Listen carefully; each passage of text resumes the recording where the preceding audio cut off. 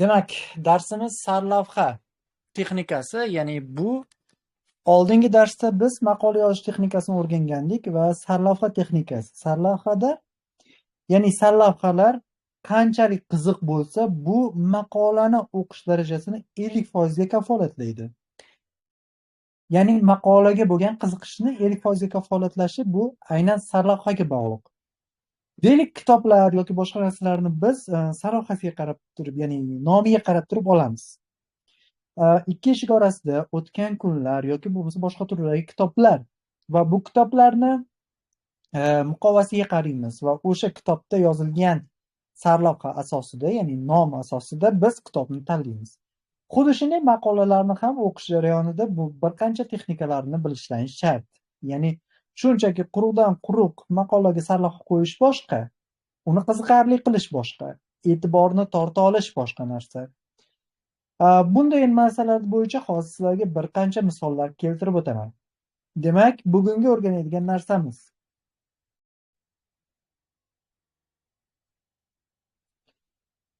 sarlavhalar janrlariga ko'ra turlarga bo'lishimiz mumkin. Demak, bu yerda bir qancha, ya'ni 3 ta asosiy janrimizga bo'lib olamiz va bularda uslubiy jihatdan farq qilishini aytib o'taman.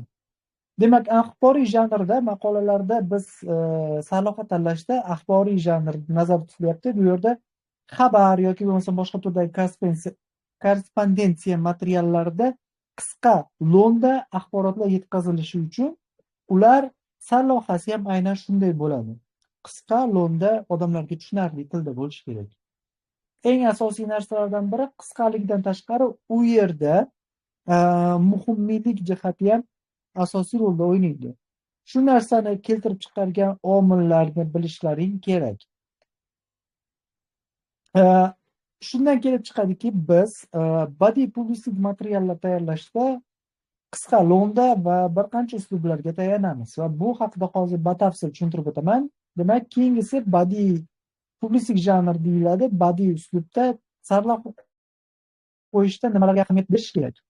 Badiiy uslubda sarlavha qo'yish chog'ida siz o'quvchining e'tiborini so'z o'yinlari, metaforalar yoki bo'lmasa boshqa uslublarda tortib qolishingiz, ushlab qolishingiz kerak.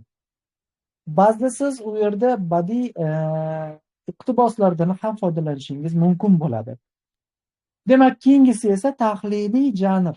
Tahliliy janrda muammolar ochib berilayotgan paytda uni e'tiborini, o'quvchini e'tiborini o'sha muammoga qaratish va u muammoni qanday hal bo'ladimi, yo'qmi, qisqa bo'lsa ham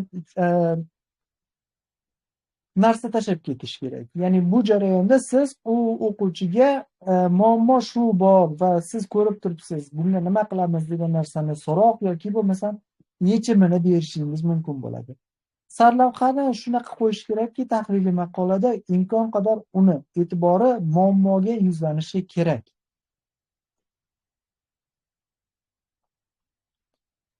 Informatsion maqolalarda qaranglar. Fakt o'raloq beriladigan uslub bor. Faktlar. AI yangi bosqichga chiqdi. Ya'ni yangi bosqichga chiqqani haqida fakt bor. Bu yerda ham yangilik bor, ham yangi bosqichga chiqqani haqida fakt bor. Demak, faktlar asosida berishimiz qisqa lo'ndalikni shakllantiradi. Demak, faktlarga tayanamiz bu yerda. Keyingisi esa raqamlarga tayanish. Masalan, 265 ta bola halok bo'ldi. Ya'ni bu yerda o'lim ham qiziqarli va bolani taassuroti va son juda ham ahamiyatli rol o'ynaydi. Yil, son, sana, o'shanaqa narsalar demak umumiy jihatdan raqam miqyosida rol o'ynar ekan, bu narsalarga ham ahamiyat berishingiz kerak bo'ladi.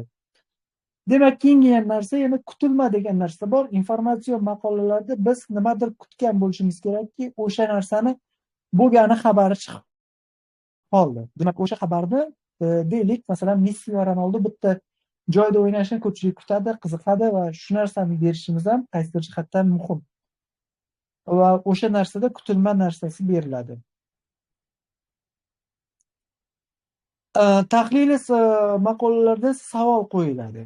Demak, savol qo'yish orqali berishimiz mumkin bo'lar ekan. Bu yerda bitta oraliqda o'tib ketdim menimcha. Why? bittasi o'chib ketib qolibdi. Demak, bu narsani inobatga olaman. Demak, bu yerda yana tahliliy maqoladan tashqari yana bitta bo'lim bor edi. Demak, bu badiiy publitsistik bo'lim. Badiiy publitsistik materiallarda biz so'z o'yinlari, metaforalarga qarashimizni aytib o'tgandim. So'z o'yinlari, ya'ni metaforalar nimalardan iboratligini bilishlaring kerak. Demak, so'z o'yini qilayotgan paytimizda biz tayyor narsani, o'sha narsani o'zgartirib beramiz. Ya'ni har kim senzura qo'yadi degan sarlavha qo'ydim. Ya'ni bu narsa har kim senzura qo'yadi degan narsani yetkazib berish uchun men yerda so'z o'yini qildim.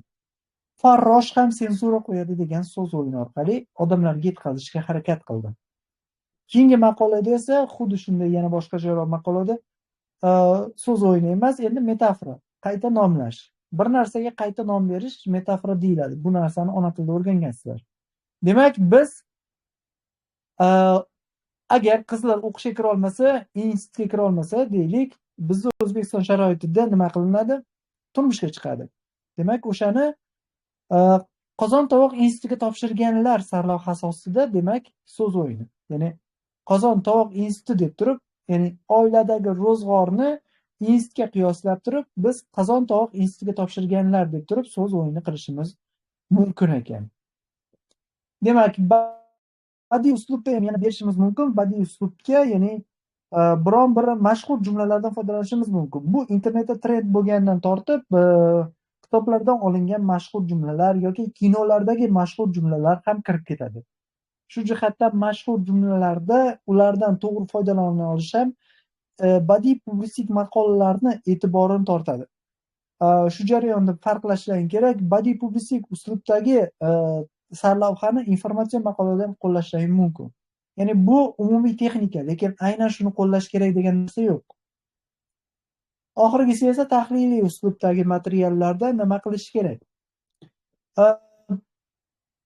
Savol qo'yish.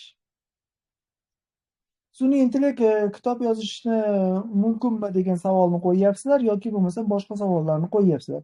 Demak, turli xil savollarni qo'yib, siz materialingizni muammoni ochiqligini ko'rsatyapsiz. Ya'ni ochiqligini ko'rsatyapsiz, odamlarning e'tiborini tortyapsiz.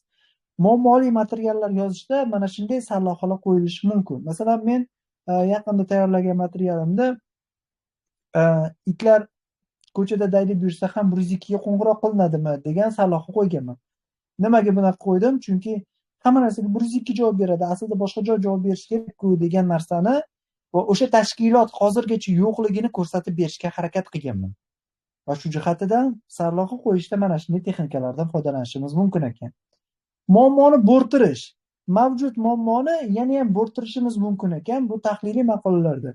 Deylik, masalan, meni qishlog'imda 30-40 yildan beri yo'l ta'mirlanmagan. O'sha yo'lni ta'mirlanishini Stalinga bog'layapman. Ya'ni Stalin davrida qilingan yo'l haligacha qilinmagan. Demak, aytyapmanki, ya'ni bu yerda aytyapman, Stalin tirilib bitirmasa bitmaydigan yo'l deyapman. Ya'ni Stalin o'zi bitirib bermasa bu yo'l hech qachon bitmaydi. Foydasi yo'q degandek bo'rttirishga harakat qilyapman. Ya'ni odamlarga kerak, lekin Stalin qilmaguncha 30 yil davomida hech kim qilmadi degan ma'noni yetkazib berishga harakat qilyapman. Demak, materiallarda shunaqa tahliliy materiallar berishda o'zini uslubi bor ekan. Demak, tahliliy publitsistik maqolalar va boshqa turdagi maqolalarda sarlavhalarni turlarga ajratib o'rganishingiz yaxshi bo'ladi. Chunki siz ularni yozish jarayonida ham aynan shu uslublardan foydalanishingiz maqoladagi sarlavhaning yana ham qiziq qiladi. Demak, yana bir qo'shimcha ma'lumot bor. Sarlavhani, demak, misol tariqasida aytadigan bo'lsak, 3 xil yana uslub bor. Demak, maqolani o'zidan sarlavha olish ham mumkin. Ya'ni siz maqolani yozib bo'ldingiz o'zidan. Maqolaning eng qiziq nuqtasini tepaga olib chiqishingiz. Ya'ni misol tariqasida oladigan bo'lsak, Stalinni bitmasa bitmaydi shekilli deganimda gapimni o'rtasida bergan bo'lishim mumkin. O'shani yuqoriga chiqardim. Yana boshqa misollar esa u turli xil jarayonlarni olib chiqish jarayoni bo'lishi mumkin. Masalan, nima deyishimiz mumkin?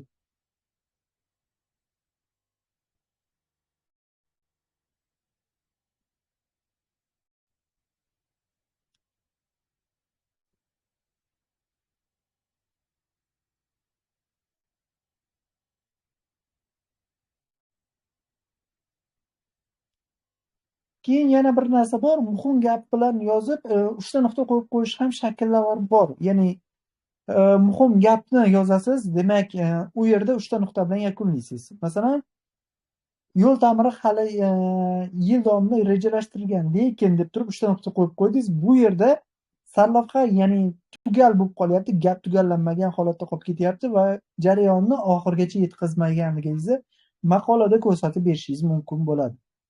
Demak, mana shunday texnikalardan foydalanishingiz sarlavhani to'laqonli tushunib yetishingizga yordam berar ekan. Demak, asosiy uslublar va shular ekan. Demak, shu narsalardan kelib chiqadi. Xo'p, sarlavha bo'yicha savollaringiz bo'lsa yozib qoldiringlar, albatta ko'rib chiqaman.